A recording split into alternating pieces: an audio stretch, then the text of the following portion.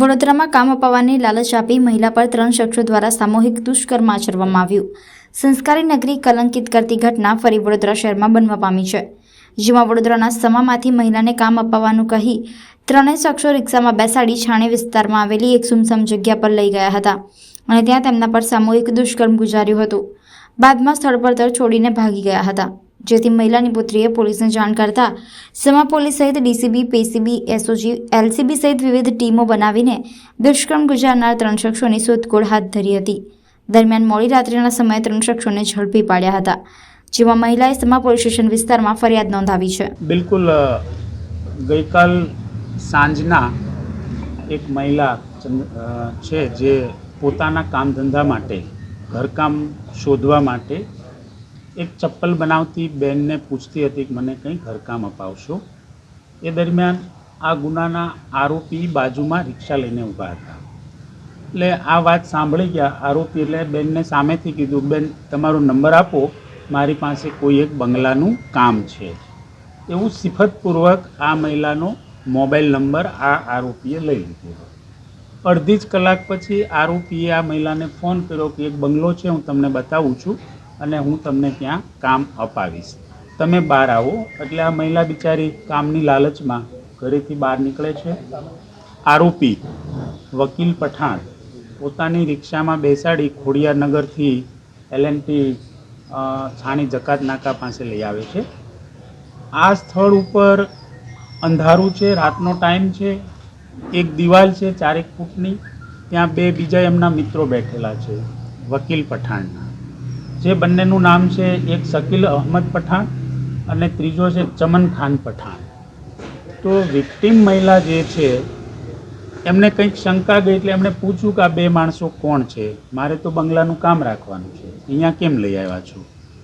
આટલી વાત કરે છે એ દરમિયાન આ 3 આરોપીએ મહિલાને બળજબરી કરી, બળ વાપરી જબરજસ્તીથી દિવાલ કૂદાવી અને અંદર અવાવરૂ જગ્યામાં લઈ જાય છે અને કપડાં ઉતારવાનું બીભત્સ વર્તન કરે છે, ગાળી ગલોચ કરે છે અને અડપલા કરે છે। મહિલા બિચારી બૂમાબૂમ કરે છે, પણ ત્યાં નિસહાય હતી, કોઈના કશી મદદ નહીં મળી। દરમિયાન આ 3 આરોપીએ આ મહિલાઓને બેરહમીથી દુષ્કર્મ કરે છે, બૂમાબૂમ કરે છે, પણ કોઈ માણસ મળતું નથી। ત્યારબાદ આ મહિલાએ એમની દીકરીને ખબર પડી તો એમણે ફોન કર્યો કંટ્રોલમાં, અને કંટ્રોલની વર્દી 11:15 વાગે મળતા police team, police inspector Manish Rathod Sama police station અને DCP zone 3 incharge zone 4 Leena Patil madam સત્વરે ઘટના સ્થળ પર આવી અને અલગ અલગ ટીમો બનાવવામાં આવી। એક ટીમ દ્વારા વિક્ટિમની ફરિયાદ લેવામાં આવે છે, બાકીની બીજી 3 ટીમો હતી, તે પૈકી એક ટીમને બનાવ સ્થળ અને બાકીના જે નાસી ગયેલા આરોપી છે એમના સર્વેલન્સથી અને ટેકનિકલની આસિસ્ટન્સથી શોધવાના, લોકલ સર્વેલન્સની પણ પકડાવાનું રીઝન એક જ છે, ઇન્સ્ટન્ટ ટીમો બનીને ઇન્સ્ટન્ટ એમની મહેનત કરવાથી આરોપી મળી આવ્યા। અધરવાઇઝ યુપીના છે, ડુમાડ ચોકડી નજીક જ છે, ટ્રેનમાં પેલું બસમાં ખટારામ બેસી જાય તો પકડવા મુશ્કેલ હતા, પણ ઝડપી પકડાઈ ગયા। એ પાટીલ મેડમની એક સૂચના અને સારી માર્ગદર્શન છે સર। બિલકુલ આ એક રનિંગ ઓફેન્સ છે। જે વિક્ટિમ છે મહિલા, એમને જે સ્થળેથી રિક્ષામાં બેસાડી છે ઉચકાવીને જબરજસ્તીથી, એટલે કે ગુનાની શરૂઆત ખોડિયારનગર 4 રસ્તા જે સમા પોલીસ સ્ટેશનમાં આવે છે, ત્યાર પછી બીજી જગ્યાએ ત્રીજી જગ્યાએ લઈ જતા કંઈ જ્યુરિડિક્શન ચેન્જ થતું હોય, પણ જે સામાન્ય નોર્મ્સ છે કે જ્યાંથી શરૂઆત થાય ત્યાંથી ગુનો દાખલ કરો।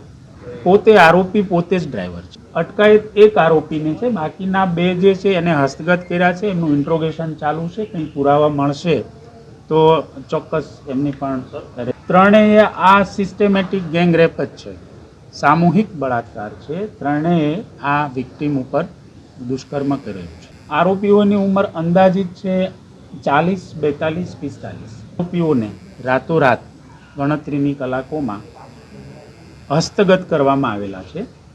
તે પોતે છે કે કેમ નામજોગ છે, ઓળખ પરેડ કરાવવી જરૂરી છે. અને બાકી એક જે આરોપી છે, મુખ્ય આરોપી જે રિક્ષામાં બેસાડીને લઈ જાય છે, વકીલ અહમદ પઠાણ, આ આરોપીને હસ્તગત કરેલ છે.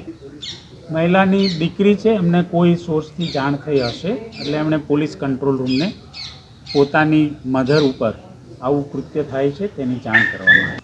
રાત્રે અંદાજિત 8 થી 9ના સમયગાળાનો આ બનાવ છે. બિલકુલ આ 3 આરોપી છે એમાં એક ચમન ખાન પઠાણ કરીને છે, એમનો વર્ષ 2016માં પણ એક દુષ્કર્મનો ગુનો કિશનવાડી પોલીસ સ્ટેશનમાં દાખલ થયેલો છે. બાકીના જે આરોપી છે એનું સાદા કોઈ એક્સિડન્ટના એવા 1-2 ગુનાઓ દાખલ થયેલા છે. પણ એક ચમન પઠાણ છે એ હેબ્યુચ્યુઅલ કહી શકાય. એક 2016માં 376 દાખલ થયેલી છે, જે 2024માં બીજી દાખલ થઈ. આરોપીઓનું મુખ્ય કામ મજૂરીનું છે, નવાયાર્ડ મજૂરી કામ, રિક્ષા ચલાવવી. અને અમારું જે ટેકનિકલ ઇન્વેસ્ટિગેશન ચાલે છે લોકેશન મેળવવા, લોકોની હાજરી, એમના મોબાઈલ ફોન, આ આધારે ચોક્કસપણે કન્ફર્મ છે, ચાલુ છે.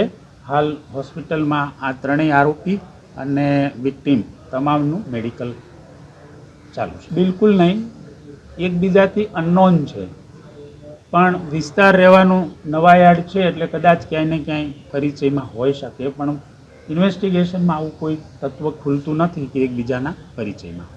દુષ્કર્મ છે એક્ઝેક્ટલી આપને હું જણાવીશ તો બનાવનું સ્થળ છે L&T એનર્જી સેન્ટરની પાછળના ભાગે ખુલ્લા મેદાનમાં, છાણી જકાત નાકા. L&T એનર્જી સેન્ટરની પાછળના